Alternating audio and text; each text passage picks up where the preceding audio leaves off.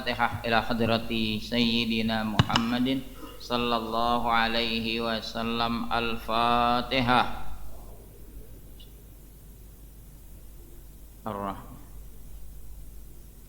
Iyyaka na'budu wa iyyaka nasta'in.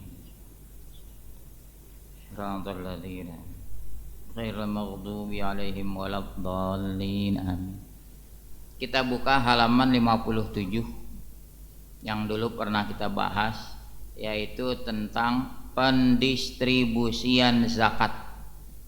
3 baris dari atas, halaman 57. Kelompok-kelompok yang berhak menerima zakat sebagaimana disinggung di surah At-Taubah ayat 60. Bismillahirrahmanirrahim. Alhamdulillahi rabbil alamin. Wa bihi nasta'in ala umurid dunya waddin. Wassalatu wassalamu ala asyrafil mursalin Sayyidina Muhammadin wa ala alihi wa sahbihi ajma'in, amma ba'du. Fa inna asdaqal hadits kitabullahi ta'ala wa khairal hadi hadiyu Muhammadin sallallahu alaihi wasallam wa syarral umuri muhdatsatuha wa kulla muhdatsatin bid'ah wa kulla bid'atin dhalalah wa kulla dhalalatin finnar. Bismillahirrahmanirrahim. Faslun. Wa tudfa'u zakatu ilal asnafi as-samaniyatil ladzina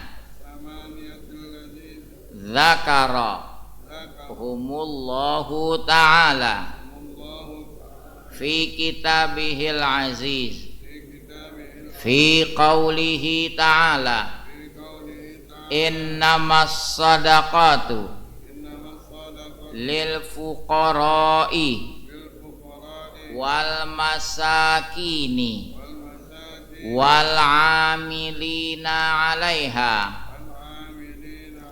wal mu'allafati qulubuhum wa firriqabi wal gharimina wa fi sabilillahi wa ibnis sabil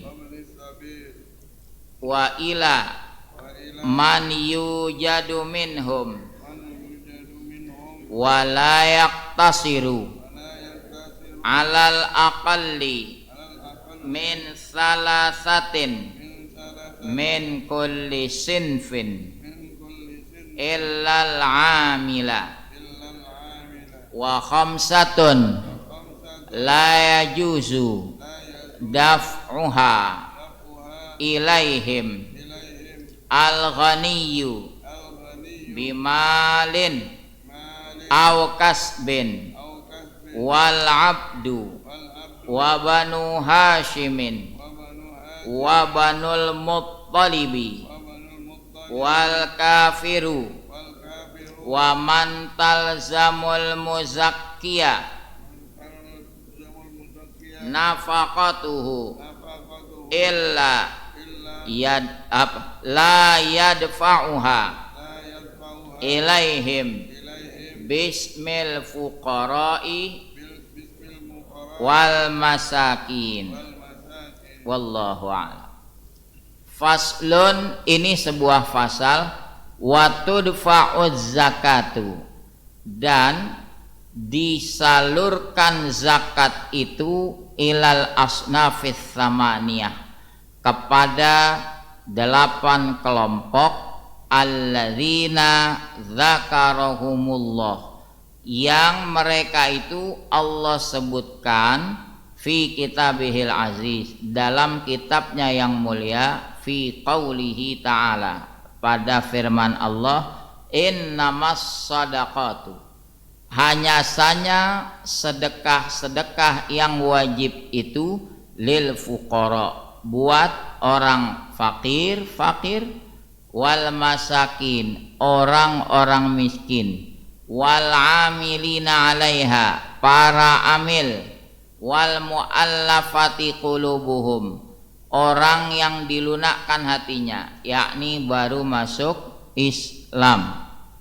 Selanjutnya wa fir riqabi, pada budak mukatab, wal gharimina, orang yang menanggung hutang, wa fi sabilillah, dan pejuang-pejuang relawan, wa benis sabil, dan musafir yang kehabisan perbekalan, wa ila man yujadu minhum, dan disalurkan zakat kepada kelompok yang didapati dari 8 kelompok itu.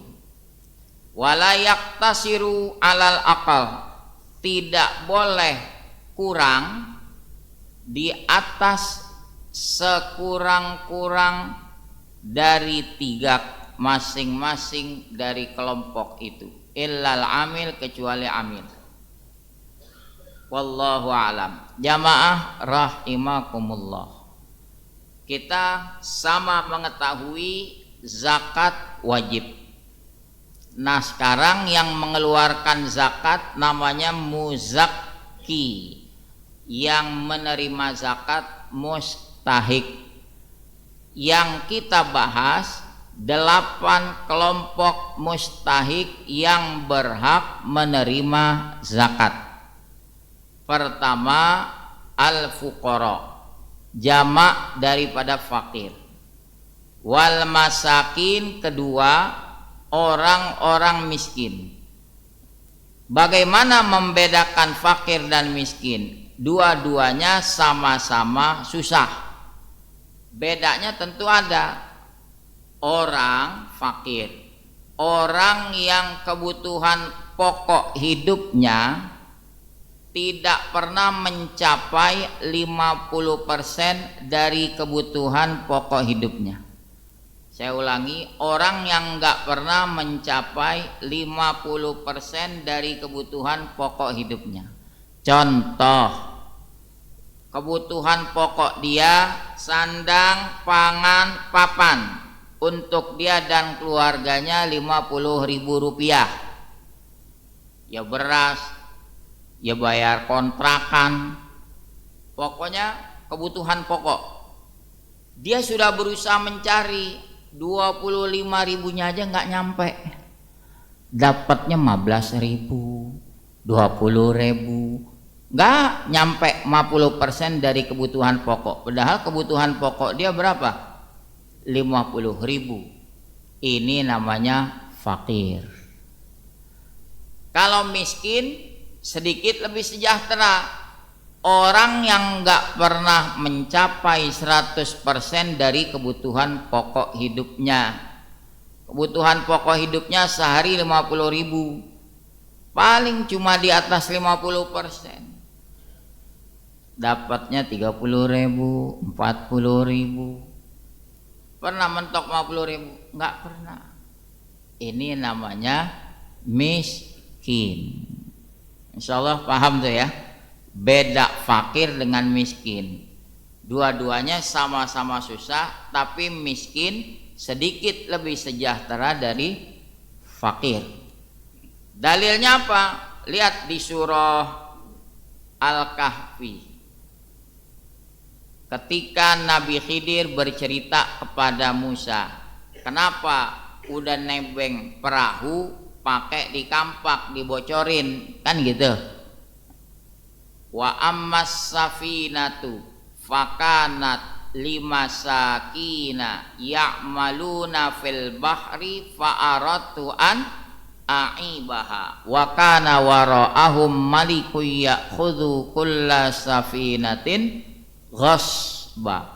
Adapun kapal laut itu fakanat limasakin, milik orang miskin. Orang miskin masih punya perahu juga, maka dibilang orang miskin sedikit lebih sejahtera dari orang fakir. Kalau contoh dulu kita ngaji kecil, itu orang fakir tukang gali sumur, tukang tebang pohon, emang tiap hari? Kagak. Fakir itu. Tapi yang jelas tolok ukurnya tadi. Nah, kalau dia memiliki kelebihan dari kebutuhan pokok, itu namanya sudah mapan. Sudah bukan miskin.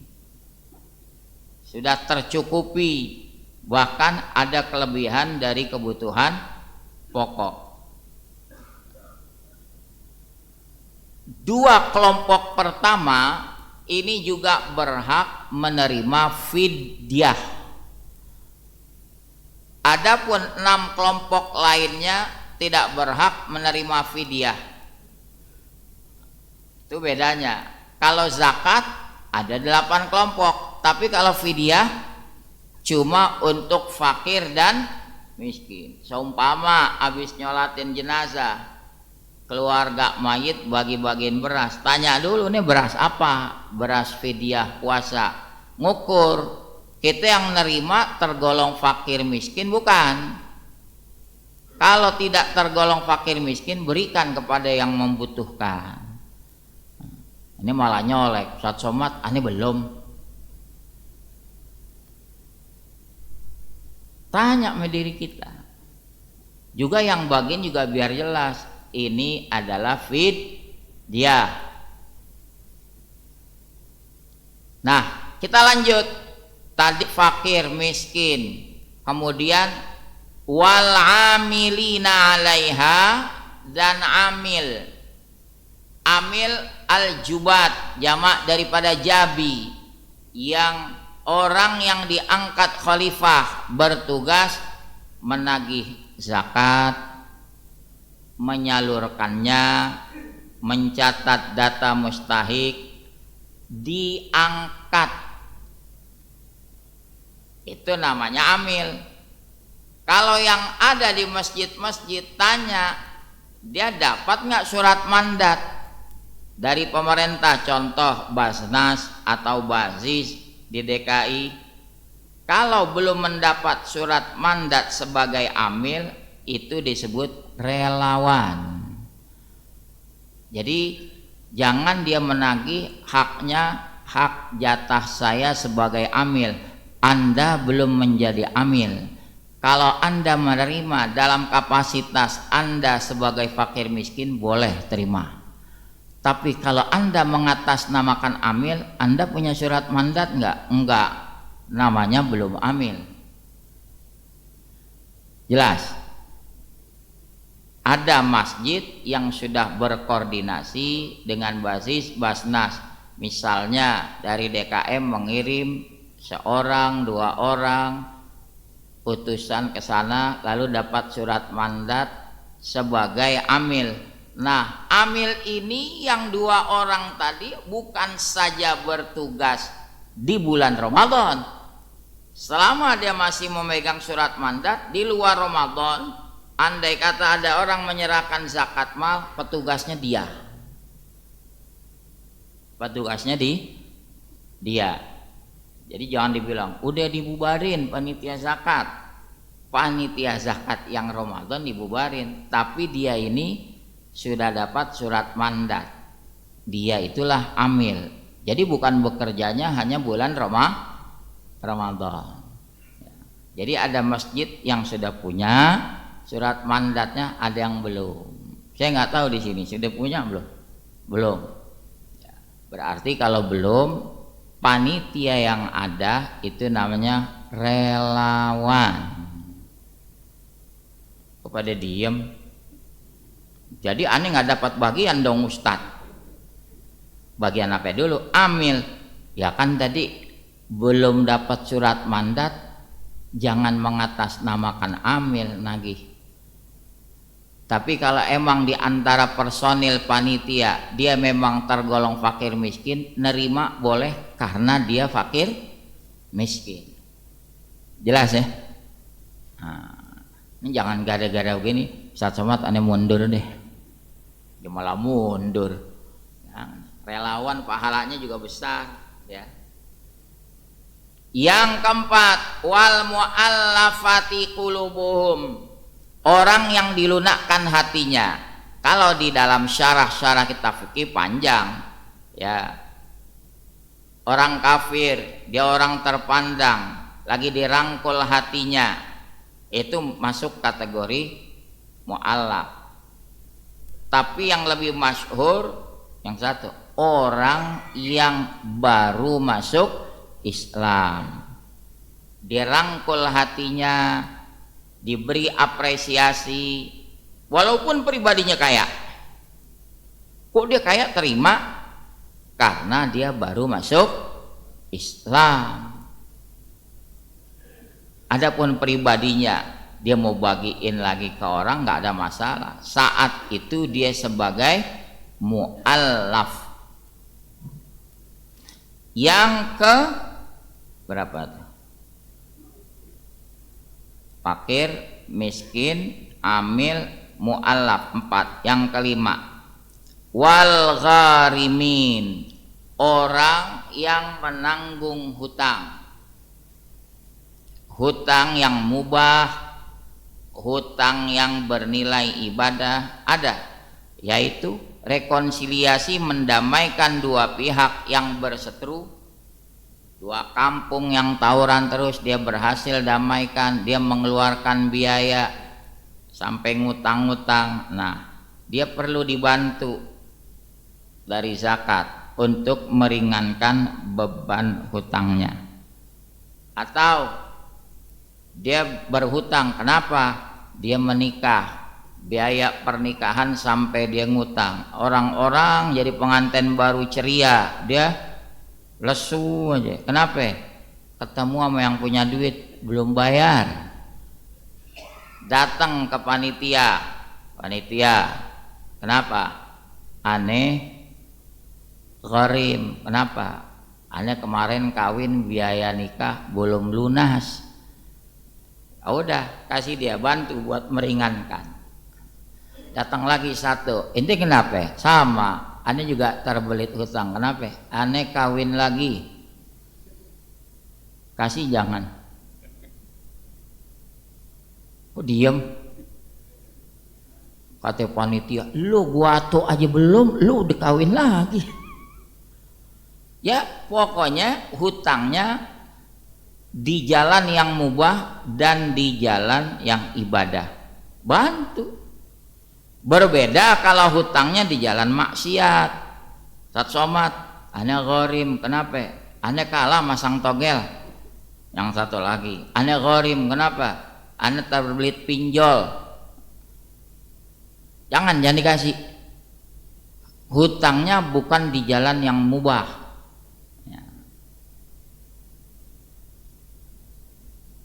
Jadi dilihat dulu. Yang ketujuh, wa fi sabilillah. Nah, fi sabilillah kalau di kitab-kitab fikih mazhab Syafi'i dijelaskan mujahidin, pejuang yang tidak digaji oleh negara. Itu seperti yang mempertahankan Masjidil Aqsa, Hamas, itu dia kagak digaji negara, dia melindungi Masjidil Aqsa.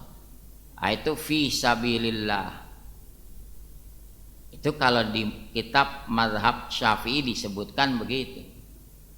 Pertanyaannya, guru ngaji masuk nggak fi sabilillah? Kalau di kitab mazhab Maliki ada diisyaratkan. Nih di kitab mazhab Maliki, guru ngaji juga dikategorikan fi sabilillah. Wa in kanu agniya, biar kata pribadinya kaya. Sama kayak pejuang, pribadinya kaya, saat itu dia sebagai mujahidin, bela agama, dia berhak karena saat itu sebagai mujahidin. Kalau udah nggak lagi mujahidin, balik ke hukum semula, pribadinya kaya nggak berhak terima. Nah, jadi ada di satu kitab ulama bermazhab Maliki bilang guru ngaji juga masuk kategori fi sabilillah. Cuma jangan sampai juga melebar. Maksud melebar gimana? Masjid lagi pembangunan, disuntik oleh zakat, jangan. Kalau perhatikan dari fuqara sampai ibni sabil itu semuanya personil, orang. Ya, lihat orang fakir, orang miskin, amil, mu'alaf, orang nggak? Orang. Fi sabilillah juga orang. Jangan jadi melebar. Ini ada zakat nih, suntik masukin buat pembangunan masjid. Jangan. Nggak pada tempatnya tuh, nggak tepat sasaran. Saya pernah tanya guru saya, Ustadz, sekarang ada donatur kasih kabar, Ustadz Somad, ana udah transfer ke rekening masjid sebagai zakat mal ana 10 juta. Udah masuk. Saya tanya, gimana itu? Ada masuk masih dimuntahin lagi, kagak bisa kan? Nah, beliau bilang, ya sudah, si DKM-nya ini saat menyalurkannya jangan ke operasional masjid, jangan. Tuh, salurkan pada kesejahteraan merbot, kesejahteraan orang-orang yang mengabdi di masjid. Nah, itu ke orang kan larinya kan? Nah, ke orang. Jangan kebangunan fisik, ke operasional masjid. Misalnya terjadi begitu. Tapi kalau memang dia sudah memiliki amil yang memiliki mandat, itu enak. Setiap kali ada orang transfer, ini sebagai zakat mal saya, tetap nggak apa-apa, tampung. Tapi udah di luar Ramadan, nggak apa-apa. Zakat mal itu nggak harus habis di bulan Ramadan. Ada saldo yang mengendap. Kenapa? Sewaktu-waktu nanti ada kelompok mustahik yang butuh, orang terlunta-lunta di Jakarta, kecopetan, kehabisan ongkos, musafir bukan? Musafir. Jadi masjid bisa mengambil, nggak perlu usik-usik kas masjid, karena ada alokasinya tuh dari zakat mal. Oh, ada ibnu sabil kasih. Nih buat membiayai ongkos pulang Anda. Dah. Jadi ada penyalurannya. Berbeda dengan zakat fitrah. Kalau zakat fitrah jangan diendapkan, emang harus habis, tanggung jawab kita. Kasihan ya. Dia udah nyerahin ke panitia masih ada ngendepin. Enggak, pokoknya bagiin kepada mustahik yang ada, bagiin. Ini yang ribet kan kadang-kadang mustahik pakai mesen, Ustadz Somad, aneh mudik lebih awal, jatah aneh tolong simpenin, begitu. Kata panitia, maaf, aneh nggak berani ngumpet-ngumpetin hak orang.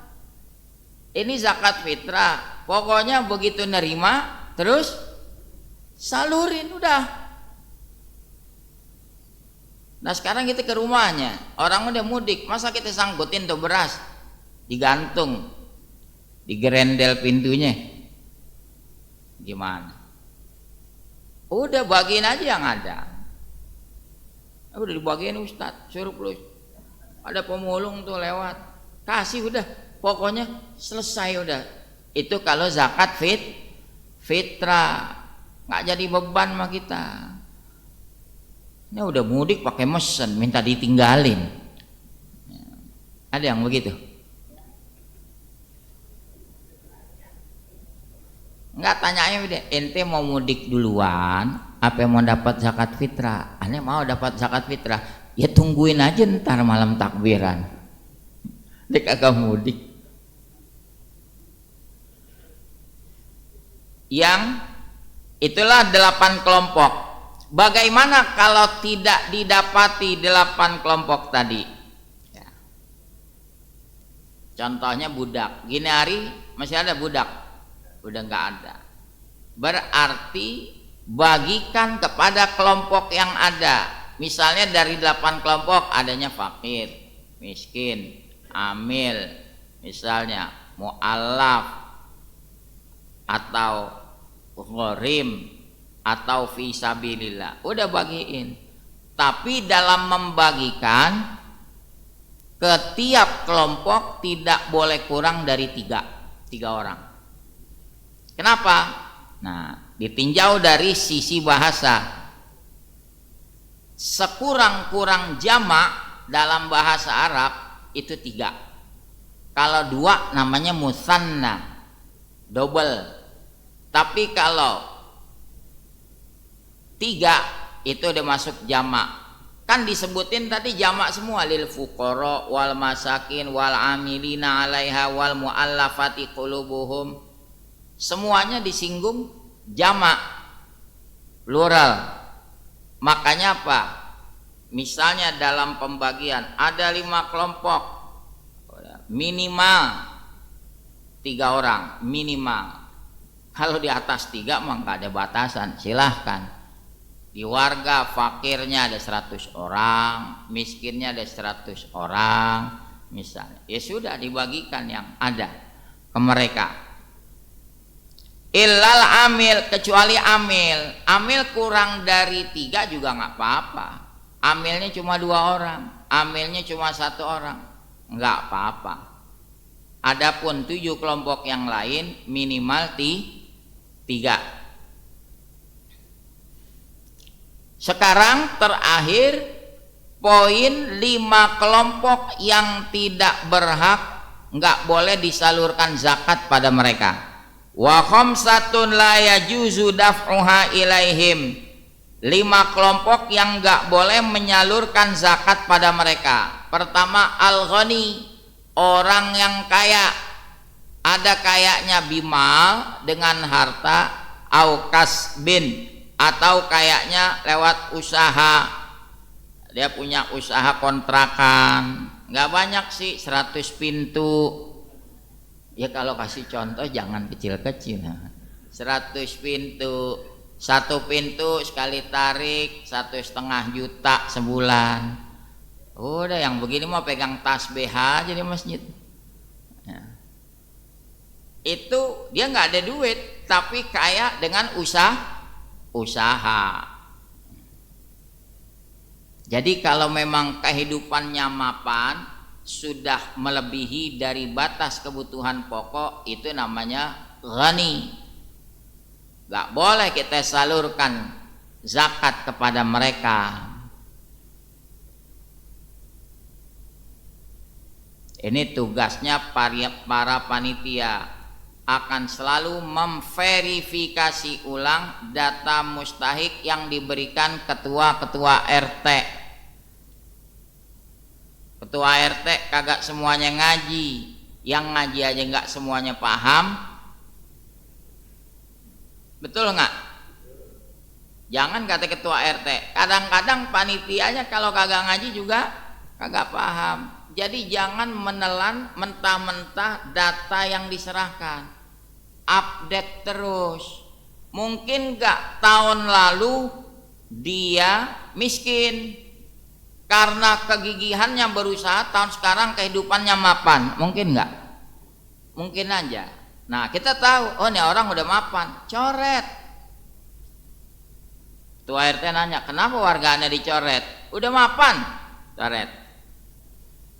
Sekarang sebaliknya, yang tahun-tahun kemarin kayak mapan, tahun sekarang ambruk usahanya. Mungkin nggak? Nah, masukin namanya fulan. Teman kita nanya, kok dia dimasukin, kan kaya? Mantan orang kaya. Dulu dia kaya, sekarang jatuh miskin, masukin. Sebaliknya yang tadinya miskin sekarang kaya, coret. Saya rasa yang bersangkutan juga malu. Orang udah mapan masih nagih zakat aja ya. Jadi data itu memang harus update terus. Yang kedua, wal abdu, budak. Tadi katanya budak berhak. budak mukatab yang berhak. Di luar budak mukatab, jenis budak apapun selain mukatab tidak berhak. Dia tanggungan tuannya. Nah, sekarang sih udah nggak ada budak. Ketiga, keturunan Nabi, Banu Hashim, Banul Muttalib. Di sini yang disebut para habaib, para sayyid, dia tidak berhak menerima zakat.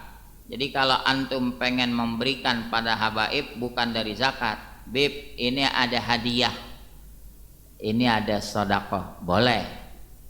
Tapi kalau zakat nggak tepat sasaran. Yang keempat, wal kafir, orang kafir tidak berhak menerima zakat, nggak boleh. Ketua RT bilang, kenapa warga saya dicoret? Dia non muslim Pak RT, tapi kan dia melarat, masa kagak dibantu? Islam kejam amat. Bukan Islam kejam, kalau masalah bantu, ayo bantu, rame-rame kita kolektif beliin sembako, jangan sampai dia mati kelaparan. Bukan Pak RT naginya ke zakat, zakat hak muslim, begitu solusinya. Coba kalau RT-nya kagak ngaji, dia lihat, zakat banyak, lumayan sekian puluh juta, masa warga saya melarat kagak dibantu? Bantu, cuma karena dia non muslim, Pak RT harus ngerti ini zakat hak muslim. Ayo di luar zakat kita kumpulin, beliin sembako. Apa kata RT? Wah, kalau buat kolek-kolek aneh mafi fulus. Ente RT pecalok sih, cuma ngajakin doang. Giliran diajak rame-rame kagak mau. Enggak, itu kan ada panitia, zakat malnya lumayan. Iya, tapi ini hak yang wajib zakat siapa? Muslim, disalurkan kepada muslim.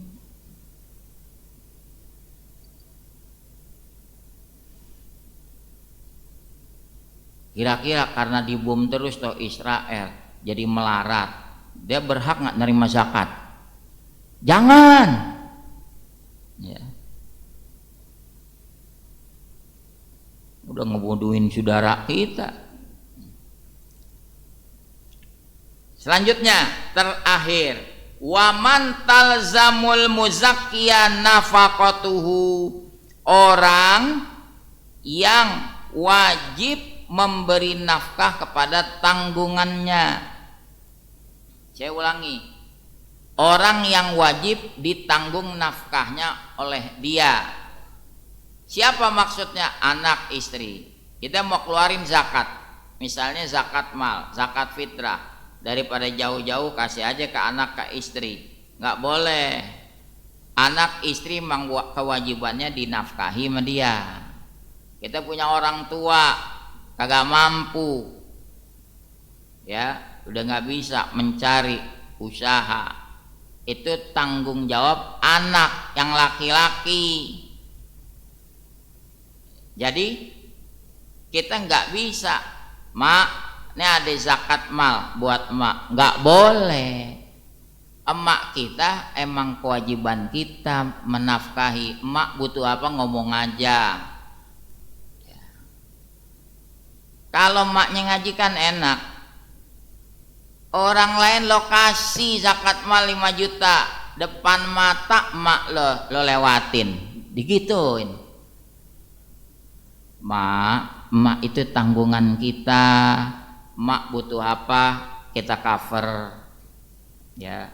Ini zakat mal mak, ya, mak gak berhak terima karena mak tanggungan kita, maka kita kasih ke yang lain. Ponakan lo kasih, lah ponakan bukan kewajiban kita, apalagi ponakan istri, dia susah kita kasih. Kalau emak emang tanggungan kita. Kalau mertua gimana? Mertua susah, kewajiban mantu bukan? Bukan. Mau jangan salah paham, gara-gara saya ngomong gini besok gue berhenti kasih THR. Pelit.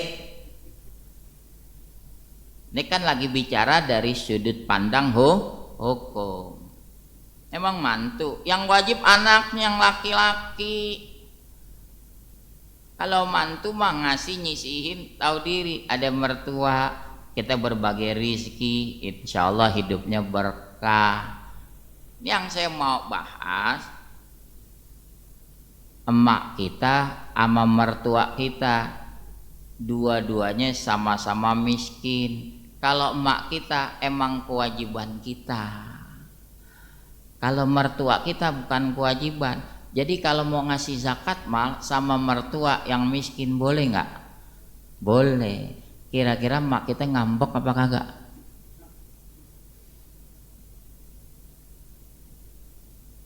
Mertua lu lo kasih, emak lu depan mata, kelewatan emang lo, salah paham dia. Kita terangin, mak, emak kan tiap bulan emang kita cover kebutuhan emak apa. Kalau mau mertua ya kemampuan kita kasih mertua, tapi kan nggak sebesar yang kita kasih sama emak. Nah mertua juga kudu ngerti kalau pemberian yang sifatnya bukan zakat ya, kata mertua emak lo kasih gedean, mertua lo segini, udah untung. Ya kan kemampuan orang beda-beda nggak? Kalau emang kemampuannya bagus, dia juga nggak beda-bedain orang tua sama mertuanya disamain. Tapi kalau emang ngepres banget, dia utamakan siapa? Orang tua dong. Ya, ini bini pakai banding-bandingin. Abang ngasih maknya berapa?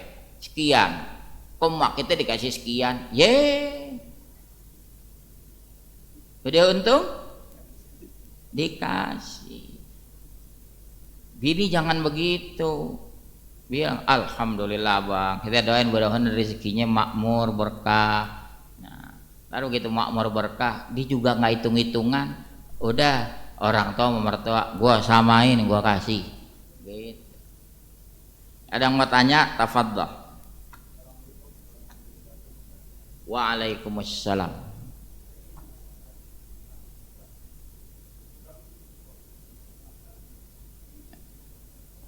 Budak bisa diperjualbelikan. Ya memang budak zaman dulu itu bagian daripada harta yang bisa diperjualbelikan. Di ayat-ayat Quran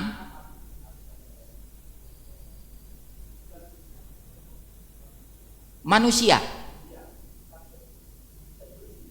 iya, bukan jual beli organ loh, diperjualbelikan manusianya, tujuannya buat dipakai tenaganya. Ya,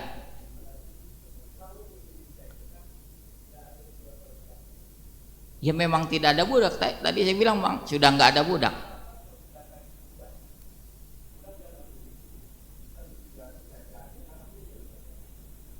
Budak zaman dulu kenapa?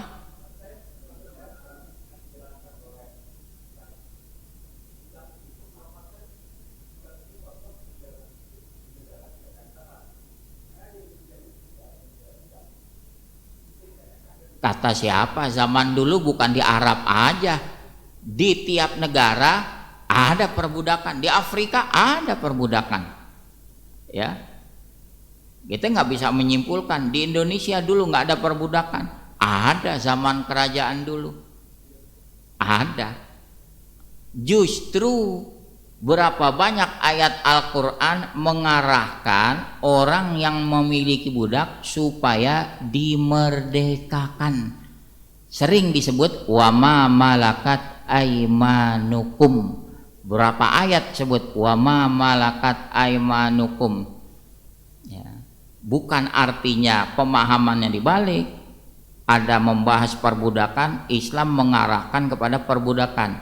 Bukan, justru sebaliknya. adanya hukum-hukum agama lebih banyak mengarahkan kalau kamu punya budak, alangkah baiknya diapain? Dimerdekakan, dibebaskan. Makanya ada namanya budak mudabbar. Apa tuh budak mudabbar? Si tuan ngomong, kamu merdeka di belakang kehidupan saya. Jadi kalau tuannya meninggal, otomatis bebas. Ada lagi tadi budak mukatab. Dia ingin membebaskan dirinya dengan menebus. Tuannya setuju. Berapa? 100 dirham. Ya sudah. Nah, dia butuh dana nih 100 dirham buat menebus dirinya. Itu satu jenis budak yang berhak terima zakat tadi, budak mukatab.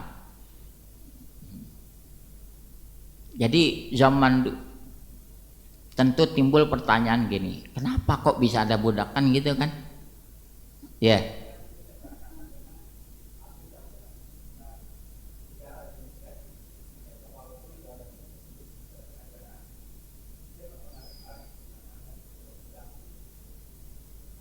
Ya, di Indonesia nggak pernah dengar. Tapi jangan persepsinya hanya di Arab saja, di Afrika banyak perbudakan. Ya.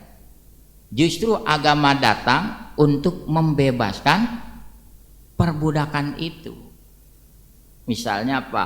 Kafaroh, sumpah, penggugur sumpah. Di antara opsi-opsinya bebasin budak. Itu mengarahkannya pembebasan budak. Nah, balik tadi pertanyaannya, kenapa bisa timbul perbudakan? Salah satunya peperangan.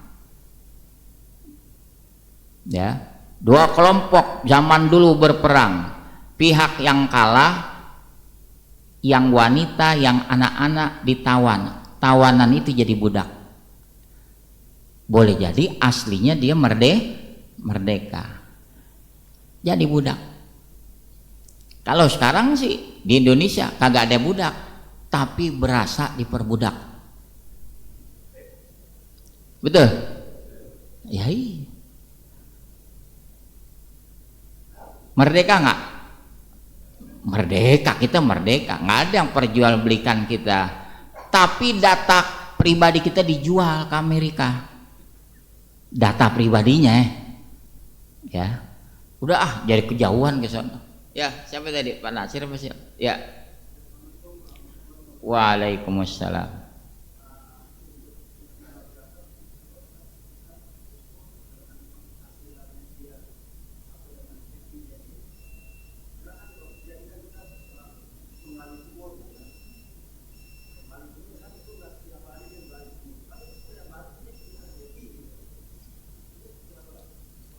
Tadi tolok ukurnya rizkinya itu kalau kebutuhan dia tidak pernah mencapai 50% dari kebutuhan pokok, hari-harinya nggak pernah nyampe 50% dari kebutuhan pokok, fakir dia. Itu aja tolok ukurnya. Tapi kalau miskin nggak pernah mencapai 100% dari kebutuhan pokok. Saya garis bawahi banget kebutuhan pokok. Jangan nanti dikias, wah kebutuhan saya sehari 200.000, jadi kalau saya sehari dapat 50, fakir. Itu kebutuhan pokok atau di luar pokok juga ya. Jadi tiap zaman itu tolok ukurnya ya begitu aja kita pakai. Ya sekarang misalnya anak 3, istri 1, dia berlima, sekali makan bisa nggak seliter? Bisa, seliter buat 5 orang. Ini makannya kagak dokoh banget, yang standar. Ya kalau yang dokoh mah berarti seliter berapa misalnya? 15.000. 3 kali makan 45. Kan tadi saya kasih contoh orang yang nggak pernah mencapai 50% dari kebutuhan pokok hidupnya, maka dia fakir. Dia punya motor belum tentu jadi tolok ukur kaya, alat transportasi. beda. Nah motornya 500 juta, itu mah bukan sekadar alat transportasi, ya punya komunitas lagi. Ya yang kalau motor yang standar sewajarnya, ya Allah, Vespa tahun 75 mogok mulu lagi. Jangan dihitung dia punya motor, lihat dulu kondisinya bagaimana gitu.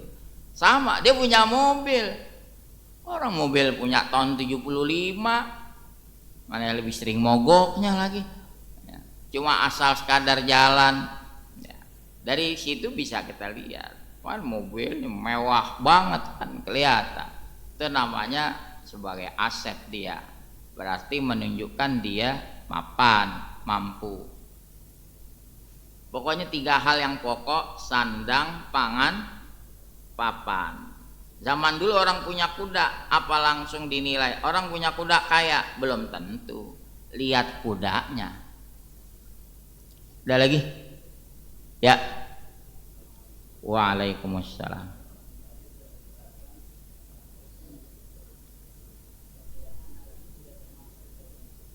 Cakep pertanyaannya di situ. Makanya panitia zakat dalam mengklasifikasikan 8 kelompok emang nggak ada disebut yatim sama janda mahansip, nggak ada. Jadi kalaupun yatim dimasukkan, jangan bawa-bawa yatimnya karena dia miskin. Si yatim itu miskin. Nah kalau yatim ditinggalin warisan sama almarhum bapaknya 10 miliar, masukin jangan. Ya jangan. Dia yatim, bukan ukurannya yatim, dia miskin atau kaya. Kaya coret, nggak berhak dia. Janda begitu juga, dia dimasukin jangan karena jandanya, karena miskin. Nah kalau di janda muda kaya diapain? Ini ngomong doang.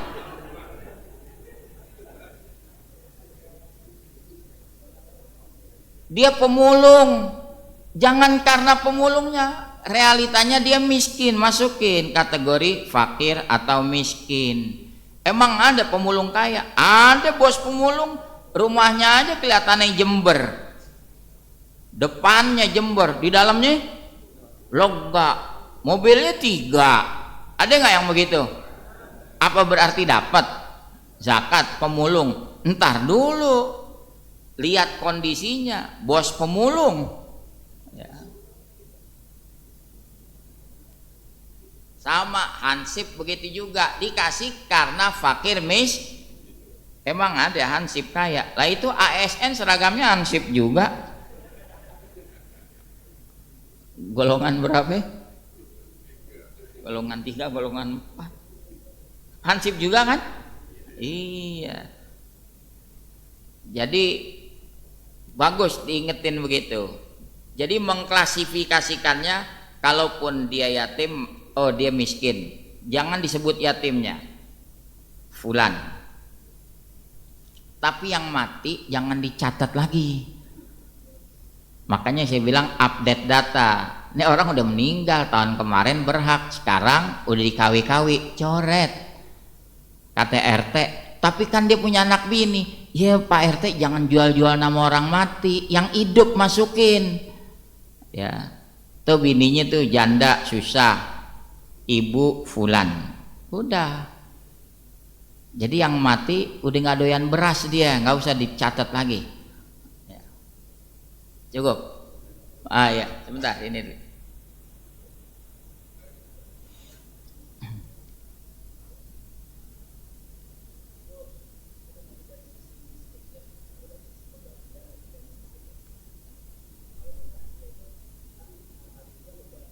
Oh ya, bagus pertanyaannya. Misal, ntar dulu saya jawab dulu. Fakir miskin, nih dua-duanya sama-sama miskin, tapi tingkat kebutuhannya berbeda. Yang satu miskin dirinya,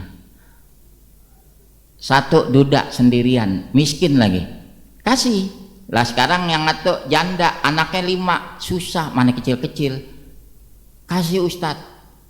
Boleh nggak? Yang tadi si Duda dikasih sekantong beras, ini dikasih 3 kantong, boleh, karena tingkat kebutuhannya tinggi.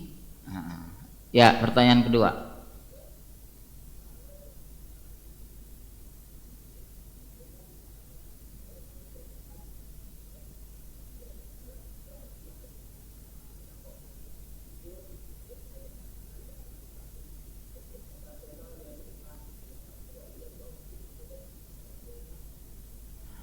Kalau memang ada keuntungan dari penjualan beras, bisa ngambil dari situ. Cuma saya ingatkan, transaksinya jangan di dalam masjid, di sana tuh, di luar. Nggak boleh transaksi di dalam masjid. Kalau numpang narok berasnya boleh, kalau taruhnya pinggir jalan ntar ada yang benahin. Ya, silakan.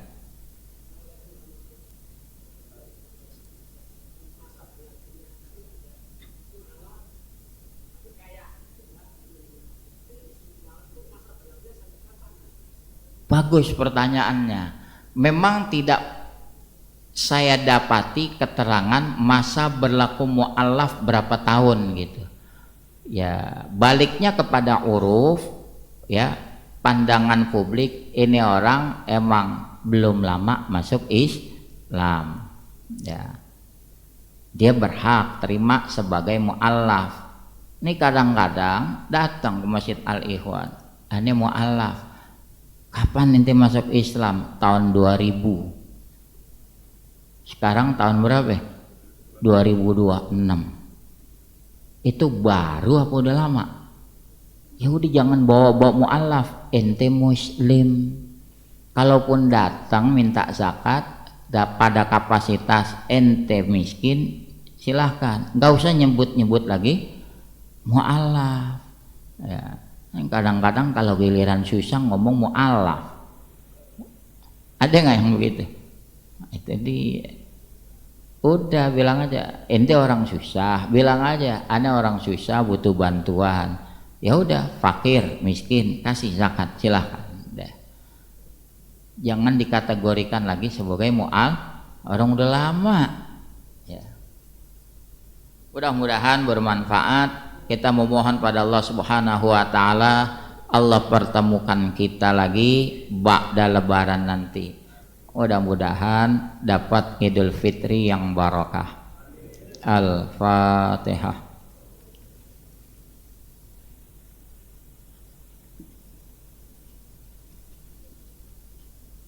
Syuratul ladzina Ya wasi'al maghfirah ighfir lana dzunubana ya razzaq urzuqna fa anta khairar raziqin ya fattah iftah lana futuhal arifin da'wahum fiha subhanakallahumma wa tahiyyatuhum fiha salam wa akhiru da'wahum alhamdulillahi rabbil alamin. Assalamualaikum warahmatullahi wabarakatuh.